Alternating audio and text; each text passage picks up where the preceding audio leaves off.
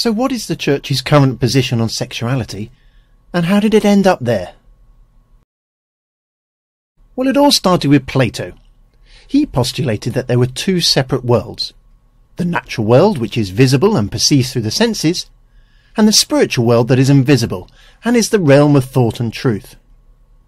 The spiritual world was considered more real than the natural world. The natural realm was considered a lower realm or even insignificant.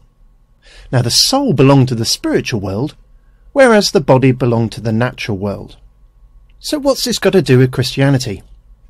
Well, as Alexander the Great conquered the world and renamed every city Alexandria, he and his successors sought ways to expand or unite their kingdom, depending on which historian you read.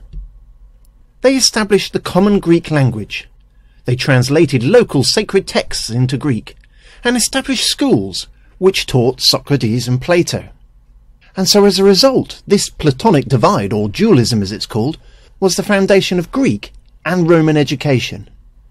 And as Greek-minded people embraced Christianity with this foundation, they found it hard to understand concepts that were natural to those holding a Hebrew or holistic view.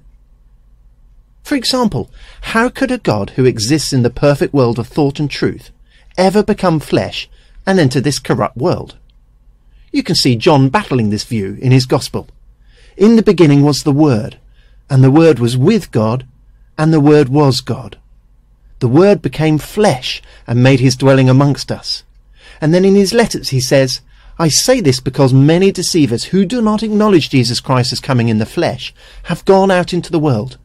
Any such person is the deceiver and the Antichrist. This is really strong stuff. Is it really that bad? Well, let's see exactly how this Greek dualistic view worked itself out in the realm of thinking about sexuality and the body. Well, if the spirit or soul is important, but not the body, then you can end up with two extremes. At one extreme there were some Gnostic cults who believed they had already been perfected in the spiritual realm, and so it did not matter what they did with their body. The body is not important, only the spirit, as they had transcended such moral laws. This appears to be the error that the Corinthian church fell into when they were saying, everything is permissible or lawful for me, food for the stomach and the stomach for food. Paul has to redirect them to the value of the body. Jesus has a bodily resurrection.